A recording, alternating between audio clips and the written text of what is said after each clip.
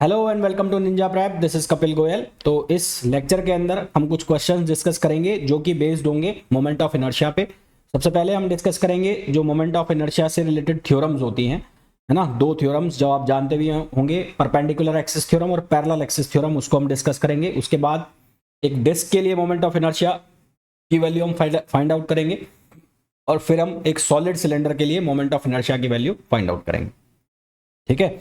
और जो solid sphere है, होलो स्पेयर है, उसका मोमेंट ऑफ इनर्शिया मैं आपको बता चुका हूं। इनको मेरे कराने के बाद एक दो बार करके ज़रूर देख लेना। इस तरह के क्वेश्चन में से ज़रूर ये ज़्यादा चांस रहते हैं कि इस तरह के क्वेश्चन पूछ लिए जाएं एग्जाम में।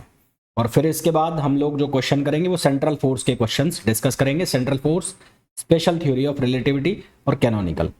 चलो भाई स्टार्ट करते हैं। तो थ्योरम्स, तो मैं थ्योरम्स की बात करूं तो there are two theorems of moment of inertia, है ना। तो दो थ्योरम्स होती है। तो देयर आर टू थ्योरम्स,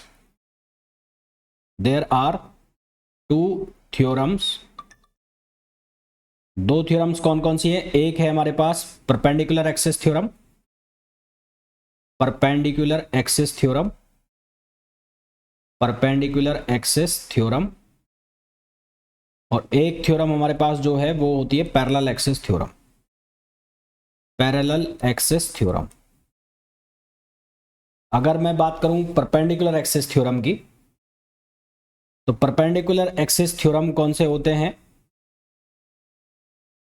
तो अगर मैं बात करूं किसकी, परपेंडिकुलर एक्सिस थ्योरम की, तो सबसे पहले परपेंडिकुलर एक्सिस थ्योरम की बात कर लेते हैं। परपेंडिकुलर एक्सिस थ्योरम,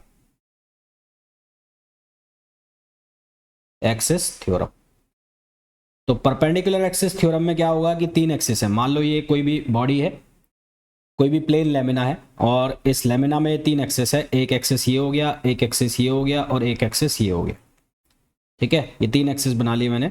इसको बोला मैंने एक्स, इसको मैंने बोला वाई, और इसको बोला मैंने जेड। तो जेड एक्सिस जो है उसका एक चीज और ध्यान रखना, इसको पोलर एक्सिस भी कहा जाता है। जेड एक्सिस जो है इसको और क्या नाम दिया जाता है? पोलर एक्सिस भी नाम दिया जाता है, पोलर एक्सिस, ठीक है। इसको पोलर एक्सिस भी नाम दिया जाता है। तो मान लो कोई पॉइंट यहां पर है, यहां पर ऐसे, तो इस पॉइंट के जो पोजीशन वेक्टर है यहां से वो कितना है? आर। और अगर आप इसके कोऑर्डिनेट्स के फॉर्म में लिखोगे तो कोऑर्डिनेट्स में कितना आ जाएगा? एक्स वाई, यानी कि यहां से डिस्टेंस हो जाएगी इसकी एक्स, और ये डिस्टेंस हो जाएगी कितनी? इसकी वाई। लेट सपोज पार्टिकल जो है उसका मास है एम, पार्टिकल का जो मास है वो कितना है? एम है। तो साफ साफ हमें यहां से दिख रहा है कि आर स्क्वायर किसके बराबर है? X square plus y square. R square किसके बराबर है? X square plus y square. तो यदि मैं जेड एक्सिस के अबाउट इसका मोमेंट ऑफ इनर्शिया निकालूं, तो moment of inertia of particle, तो m o I about z axis, तो जेड एक्सिस के अबाउट इसका मोमेंट ऑफ इनर्शिया हम निकालें तो ये क्या निकलेगा? I z z is equals to m r square, और आर स्क्वायर की वैल्यू हम डाल देंगे तो ये हो जाएगा M x square plus M y square, M x square plus M y square. अगर मैं इसको एक्सपेंड करता हूं तो ये बन जाएगा एम एक्स स्क्वायर प्लस ये बन जाएगा एम वाई स्क्वायर। हमें बहुत अच्छे से पता है कि आई एक्स एक्स जो है वो किसके बराबर होगा? एम एक्स स्क्वायर, और आई वाई वाई जो है वो किसके बराबर होगा? M y square. तो यहां से हमारे पास रिलेशन बन जाएगा I z z is equals to I x x plus I y y. तो ये हमारे पास परपेंडिकुलर एक्सिस थ्योरम होती है। थ्योरम क्या है? थ्योरम ये है कि यदि हमारे पास तीन एक्सिस हैं और तीनों एक दूसरे के परपेंडिकुलर हैं, हमारे पास तीन एक्सिस हैं एक्स वाई जेड, तीनों एक दूसरे के परपेंडिकुलर हैं, तो जेड एक्सिस के about moment of inertia x axis और वाई एक्सिस के अबाउट मोमेंट ऑफ इनर्शिया के एल्जेब्रिक सम के बराबर होता है, ठीक है। तो थ्योरम क्या है? If we have three mutually perpendicular axis, mutually perpendicular का मतलब हो गया तीनों एक दूसरे के परपेंडिकुलर होना चाहिए। mutually perpendicular axes, then moment of inertia of z axis is equal to sum of moment of inertia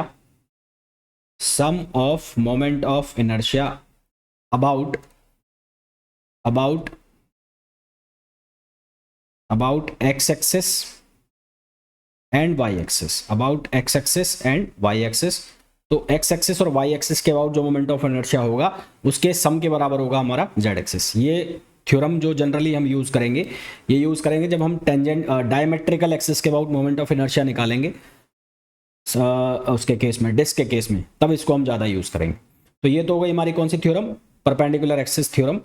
दूसरी जो थ्योरम होती है वो होती है parallel axis theorem. Parallel axis theorem, दूसरी जो थ्योरम है वो कौन सी है, पैरेलल एक्सिस थ्योरम। तो ये पैरेलल एक्सिस थ्योरम क्या कहती है कि कोई भी मैंने लेमिना बना दिया ऐसा, ये मैंने एक लेमिना बना दिया, प्लेन लेमिना। लेट सपोज ये इसका सी जी है, सी जी मतलब सेंटर ऑफ ग्रेविटी। यहाँ से कोई एक्सिस पास हो रहा है सी जी से, तो सी जी से जो एक्सिस पास हो रहा है उसके अबाउट जो मोमेंट ऑफ इनर्शिया है उसको मैंने लिख दिया आई जी, जी स्टैंड्स फॉर ग्रेविटी। और एक एक्सिस मैंने बना दिया जो इसके क्या है, पैरेलल है ना। ये एक्सिस को नाम दे दिया मैंने ए बी, और ये एक्सिस को नाम दे दिया मैंने ये जी, आई जी इसको नाम दे दिया। तो ये हमारे पास दो एक्सिस हैं, दोनों एक दूसरे के पैरेलल हैं, और एक कहाँ से पास हो रहा है, एक पास हो रहा है सेंटर ऑफ ग्रेविटी या सेंटर ऑफ मास से। लेट सपोज इन दोनों के बीच की जो डिस्टेंस है वो आर है और बॉडी का मास एम है, ठीक है। तो हमारे पास जो थ्योरम लिखी जाती है वो क्या लिखी जाती है, थ्योरम लिखी जाती है I a b equals to I g plus m r square. अब ये थ्योरम क्या है, थ्योरम ये है कि यदि आपके पास दो एक्सिस हैं, उन दोनों में से एक एक्सिस उस बॉडी के सेंटर ऑफ मास से पास हो रहा है। कहाँ से पास हो रहा है, सेंटर ऑफ मास से। जैसे ये रेड कलर का दिख रहा है आपको, तो ये सेंटर ऑफ मास से पास हो रहा है। तो दूसरा जो एक्सिस है जो कि इसके पैरेलल है, उसके अबाउट जो मोमेंट ऑफ इनर्शिया होगा वो सी जी से पास हो रहे, सेंटर ऑफ मास से पास हो रहे एक्सिस के अबाउट मोमेंट ऑफ इनर्शिया के बॉडी के मास के दोनों एक्सिस के बीच की दूरी के स्क्वायर के प्रोडक्ट के सम के बराबर होगा, है ना। थोड़ी अजीब सी डेफिनेशन है, इसको मैथमेटिकली आप ऐसे देख लो। डेफिनेशन कैसे लिखनी है वो मैं बता देता हूँ। If there are two axes, if there are two axes, one of them axis parallel to each other, axis parallel to each other, parallel to each other, parallel to each other, and one of them parallel to each other, and one of them is passing through, one of them is passing through the center of mass, then MOI of other axis is equal to moment of inertia about axis passing through COM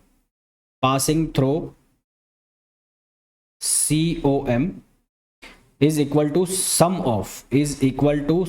of moment of inertia about axis passing through COM and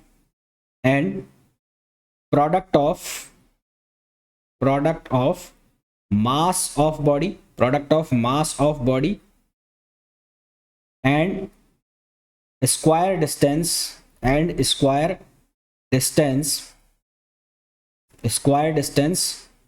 between axes।